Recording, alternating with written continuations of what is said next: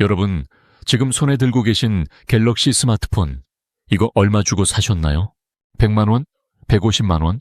그런데 말이죠.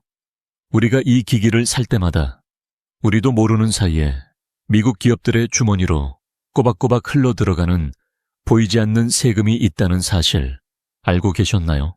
그 금액이 무려 연간 8,700억 원에 달합니다. 감이 잘 안 오시죠? 매일매일 24억 원씩 1년 내내 미국으로 송금하고 있는 꼴이에요. 이게 다 우리가 스마트폰의 두뇌라고 부르는 칩셋을 우리 기술로 완벽하게 만들지 못해서 내는 일종의 통행료거든요. 퀄컴한테는 칩셋을 사오느라 돈을 쓰고 AMD한테는 그래픽 기술 좀 빌려 쓰겠다고 또 돈을 줍니다. 삼성전자가 세계에서 반도체 제일 잘 만든다고 뉴스에는 나오는데 정작 우리 집 안방 설계도는 남의 것을 빌려 쓰고 있었던 거예요. 그런데 드디어 이 거대한 흐름이 뒤바뀌기 시작했습니다. 삼성이 선언했거든요. 이제 더 이상 남의 기술에 기대지 않겠다. 2027년 우리는 우리만의 독자적인 GPU를 세상에 내놓겠다고 말이죠. 이건 단순히 부품 하나를 국산화한다는 수준의 이야기가 아닙니다. 애플이 애플 실리콘으로 전 세계 IT 생태계를 집어삼켰던 것처럼 삼성도 이제 두뇌 독립을 통해 게임의 판도를 완전히 바꾸겠다는 선전포고를 한 거예요. 오늘 이 영상 정말 깁니다. 하지만 장담컨대 이 영상을 끝까지 보시는 분들과 중간에 나가시는 분들의 인사이트는 하늘과 땅 차이가 될 거예요. 삼성전자가 왜 5년 동안이나 손잡았던 AMD와 헤어지기로 했는지, 그 8,700억 원이라는 돈이 우리 손에 쥐어질 갤럭시 S27의 가격과 성능을 어떻게 바꿀지, 그리고 이게 어떻게 엔비디아가 장악한 AI 시장까지 흔들게 될지, 대한민국 어디에서도 듣지 못할 현미경급 디테일로 하나하나 파헤쳐 드릴게요. 안녕하세요. 테크와 비즈니스의 이면을 날카롭게 파고드는 글로벌 분석실입니다. 오늘은 삼성전자의 2027 프로젝트, 즉 GPU 독립선언이라는 거대한 서사를 다뤄보려고 합니다. 삼성이 왜 지금 이 시점에 이런 도박에 가까운 결정을 내렸는지, 그리고 그들이 그리는 미래 설계대는 어떤 비밀이 숨겨져 있는지, 지금부터 그 거대한 막을 올려보겠습니다. 자, 이제 본격적으로 속사를 들여다보죠. 먼저 짚어볼 건 삼성과 AMD의 관계입니다. 2019년이었어요. 삼성이 AMD와 파트너십을 맺었다는 뉴스가 떴을 때 전 세계 게이머들은 환호했습니다. 와, 이제 갤럭시에서도 라던 그래픽으로 게임을 할 수 있는 거야? 라면서요. 사실 그때 삼성은 정말 절박했거든요. 퀄컴의 아드레노 GPU 성능은 저 멀리 앞서가고 있는데 삼성의 엑시노스는 자꾸 뒤처지는 거예요. 그래서 생각한 게 우리가 직접 만들기 힘들면 세계에서 그래픽 제일 잘 만드는 AMD 기술을 가져오자 였습니다. 그런데 여기서 문제가 생깁니다. 아키텍처 이식이라는 게 말처럼 쉽지가 않거든요. 쉽게 비유해 볼게요. AMD의 기술은 원래 PC나 콘솔 게임기처럼 전기를 펑펑 쓰고 커다란 팬이 돌아가는 대저택용 설계도였어요. 그런데 삼성은 이 설계도를 가져다가 스마트폰이라는 아주 좁은 원룸에 구겨 넣으려고 한 겁니다. 결과는 어땠을까요? 이론적으로는 성능이 미친 듯이 나와야 하는데 실제로는 열이 너무 많이 나는 거예요. 좁은 방에 대형 히터를 틀어놓은 격이죠. 여러분, 엑시노스 2200 기억하시나요? 그때 GOS 논란 터지고 난리도 아니었죠. 성능을 강제로 낮춰서라도 발열을 잡아보려고 했던 그 고육지책. 그게 다 남의 설계도를 억지로 끼워 맞추다 보니 생긴 부작용이었던 겁니다. 삼성 개발자들은 밤을 새우며 최적화를 하려 했지만 근본적인 설계 주권이 AMD에 있다 보니 수정하는데도 한계가 있었어요. 글로벌 분석실이 확인한 바에 따르면 삼성이 5년 동안 AMD와 일하며 배운 건 역설적이게도 남의 기술로는 절대 우리가 원하는 최고치를 찍을 수 없구나 라는 뼈아픈 교훈이었습니다. 그래서 삼성은 결심한 겁니다. 이제 어깨너머로 배울 만큼 배웠다. AMD의 DNA를 참고하되 설계도의 첫 줄부터 마지막 줄까지 우리가 직접 쓰겠다고 말이죠. 이게 바로 2027년 독자 GPU 탑재 선언의 진짜 배경입니다. 자, 이제 진짜 돈 냄새 나는 이야기를 해볼까요? 여러분, 삼성이 독자 GPU를 만든다는 소식을 듣고 그냥 퀄컴 스냅드래곤이 성능도 좋은데 그거 계속 쓰면 안 돼 라고 생각하시는 분들 분명 계실 거예요. 맞아요. 소비자 입장에서는 성능 좋은 칩 들어가는 게 최고죠. 하지만 경영이라는 건 그렇게 단순하지가 않습니다. 여기서 우리가 주목해야 할 숫자가 바로 8,700억 원입니다. 이 돈이 도대체 어디로 새 나가는 걸까요? 우리가 갤럭시 울트라 모델을 하나 살 때 그 안에는 퀄컴의 스냅드래곤이라는 두뇌가 들어갑니다. 그런데 삼성이 이 칩을 공짜로 가져올까요? 천만에요. 칩 하나당 가격이 매년 무섭게 치솟고 있습니다.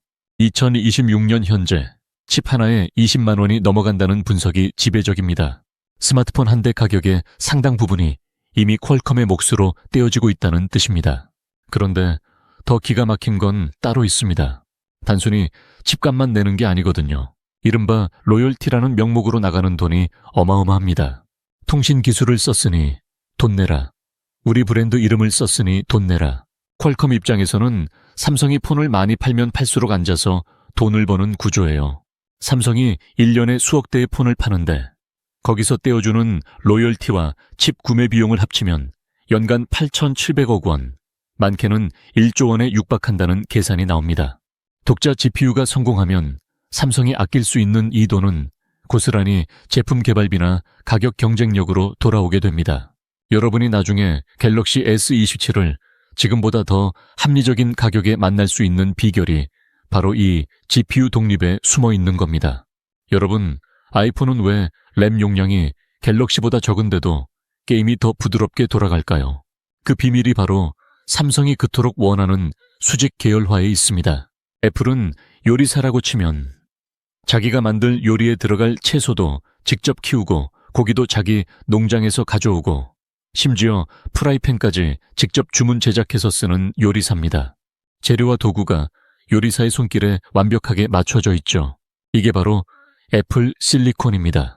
반면 삼성은 지금까지 요리사는 뛰어났지만 재료는 남의 시장에서 사와야 했습니다. 구글이라는 시장에서 운영체제를 가져오고 퀄컴이나 AMD라는 정육점에서 칩셋 설계도를 사온 거죠. 그러다 보니 요리사가 아무리 뛰어나도 재료가 내 맘 같지 않았던 겁니다. 삼성이 2027년에 독자 GPU를 탑재하겠다는 건 드디어 삼성만의 프라이팬과 전용 재료를 직접 생산하겠다는 선언입니다. 하드웨어와 소프트웨어가 한 몸처럼 움직이면 똑같은 배터리로도 2시간을 더 쓸 수 있고 똑같은 사양의 게임도 끊김없이 돌릴 수 있게 됩니다. 남의 기술을 빌려 쓰는 세입자 신세를 청산하고 내 마음대로 구조를 바꿀 수 있는 집주인이 되겠다는 야심이죠. 이제 시야를 조금 더 넓혀봅시다. 삼성의 진짜 목표는 스마트폰을 넘어 전 세계 데이터 센터와 AI 서버실을 향하고 있어요. 여기서 우리가 꼭 알아야 할 단어가 바로 ASIC 주문형 반도체입니다. 엔비디아의 GPU가 뭐든지 다 잘하는 만능 요리사라면 ASIC은 오직 스테이크 하나만 기가 막히게 굽는 전문 요리사입니다. AI 시대에는 내가 원하는 특정 연산 하나만 미친 듯이 효율적으로 처리해주는 칩이 훨씬 중요해졌거든요. 삼성이 독자 GPU 설계 능력을 갖춘다는 건 이제 글로벌 빅테크 기업들에게 너희가 원하는 그 AI 연산, 우리가 딱 맞는 칩으로 설계해서 만들어줄게 라고 말할 수 있는 능력이 생겼다는 뜻입니다. 실제로 삼성은 네이버와 협력해 만든 AI 추론용 칩 마하1을 통해 이미 결과물을 보여주고 있습니다. 이 칩은 엔비디아의 주력 칩보다 가격은 훨씬 싸면서 전력 효율은 몇 배나 높아요. 삼성은 칩을 설계하고 그 안에 들어가는 세계 최고의 메모리를 만들고 심지어 그 칩을 실제로 찍어내는 공장까지 다 가지고 있습니다. 이건 전 세계에서 오직 삼성전자만 할 수 있는 필살기예요. 엔비디아가 지금 황제로 군림하고 있지만 삼성이 독자 GPU 기술과 메모리 파워로 그 틈새를 파고들겠다는 겁니다. 하지만 미래가 항상 장밋빛인 건 아닙니다. 삼성 앞에는 아주 높고 험난한 벽이 가로막고 있어요. 바로 수율 문제입니다. 반도체 공장에서 제품을 구웠을 때 정상 제품이 나오는 비율을 수율이라고 하는데요. 삼성이 S22 당시에 겪었던 발열 논란과 GOS 사태는 삼성에게 엄청난 트라우마이자 예방주사가 되었습니다. 삼성은 이제 단순히 성능 점수만 높이는 게 아니라 실사용 환경에서 열이 얼마나 덜 나는지, 배터리가 얼마나 오래 가는지 같은 실제 사용자 경험에 집중하기 시작했습니다. 설계 단계부터 공정의 특성을 고려하고 칩 내부의 열을 분산시키는 구조를 밑바닥부터 다시 짰습니다. 삼성이 만든 GPU는 믿고 쓸 수 있다는 신뢰를 회복하는 것. 그것이 2027년 프로젝트의 성공을 가르는 가장 큰 열쇠가 될 겁니다. 자, 정말 긴 시간을 달려왔습니다. 삼성전자의 독자 GPU 선언은 단순히 부품 하나 바꾸는 게 아닙니다. 연간 수조 원에 달하는 비용을 아끼고 애플처럼 최적화의 정점에 서며 엔비디아가 장악한 AI 시장에 균열을 내겠다는 거대한 선전포고입니다. 대한민국 반도체 산업이 남이 그려준 설계도대로 집을 짓는 목수에서 스스로 도시를 설계하는 건축가로 진화하는 역사적인 순간을 우리는 목격하고 있습니다. 과연 2027년 우리 손에 쥐어질 갤럭시 S27은 그 약속을 지켜낼 수 있을까요? 여러분의 생각은 어떠신가요? 삼성이 엔비디아와 퀄컴을 넘어서는 건 시간 문제라고 보시나요?